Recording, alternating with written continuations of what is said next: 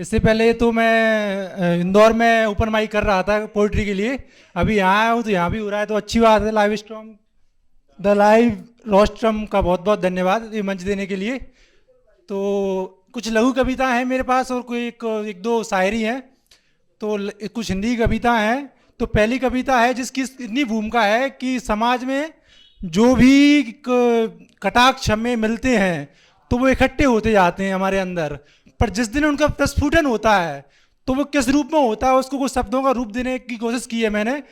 तो सुनिएगा कि एक दिन जरूर ये असीम संयम टूटेगा, कि एक दिन जरूर ये असीम संयम टूटेगा, राणा के हाथों से मर्यादित भाला छूटेगा।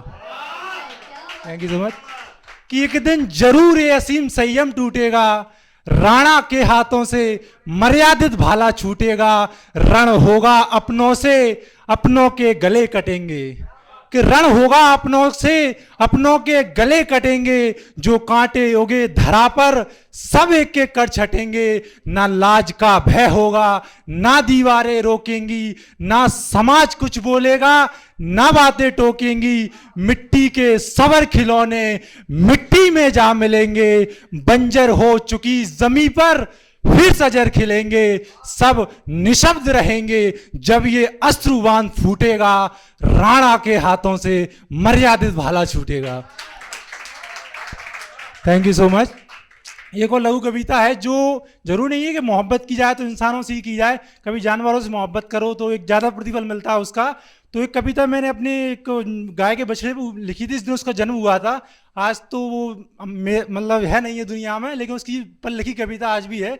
तो कविता कुछ यूँ है। उस दिन क्या पूर्णिमा की रात थी, चांद चमक रहा था, तो उससे पूछता है कि पूछती है चांदनी मुझसे कौन मुझसे सुरमई पाया, सुरमई मतलब सुंदर, कि पूछती है चांदनी मुझसे कौन मुझसे सुरमई पाया, सब मेरे मोह में हैं तुमने किसको मोह बनाया। मैंने कहा, अब देखना उसका किस तरह वर्णन आता है, एक एक चित्र जाएगा आपके पास उस बछिया का, कि पूछती है चांदनी मुझसे कौन मुझसे सुरमई पाया, सब मेरे मोह में हैं तुमने किसको मोह बनाया। मैंने कहा दूधिया ओढ़े क्षितिज की रागनी से पांव साजे, कोमलता है कुसुम सी आंखों में ब्रह्मांड राजे, महादेव का चंद्र जिसके ललाट को सुरमय बनाए, पग पग आवाज में मां सरस्वती सरगम बजाए, सारे चांद बिछे पटल पर कर सके उसका स्पर्श साया, कामदेव भी बड़ी लज्जा में है देख ऐसी अलंकृत काया। अब बता चांदनी भू पाताल अंबर में है ऐसी कोई दूजी छटा, देवता देख धन्य हो जिसे मैं मनुष्य था सो मर मिटा। Thank you so much.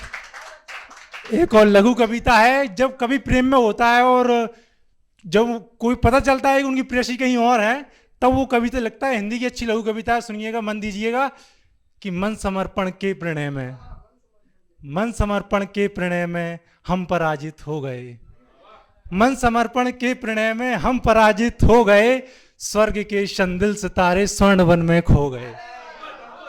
कि मन समर्पण के प्रणय में हम पराजित हो गए, स्वर्ग के संदिल सितारे स्वर्ण वन में खो गए, थी राग के स्वर में ही ऐठन फिर अमर क्या गीत होता, कि थी राग के स्वर में ही ऐठन फिर अमर क्या गीत होता, हम जो होते विस्मय छलावे फिर ये झूठा प्रीत होता, खैर रात विसरी स्वप्न टूटा छीण सारी मंत्रणा, अब कौन रूठे कौन विफरे सोच त्रस में ही बचपना, डोर जो छूटी स्नेह की सब त्रिलोचन खो गए, मन समर्पण के प्रणय में हम पराजित हो गए।